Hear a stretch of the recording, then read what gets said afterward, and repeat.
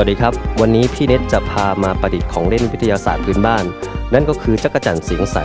เดี๋ยวเราไปดูวัสดุอุปกรณ์กันก่อนเลยครับ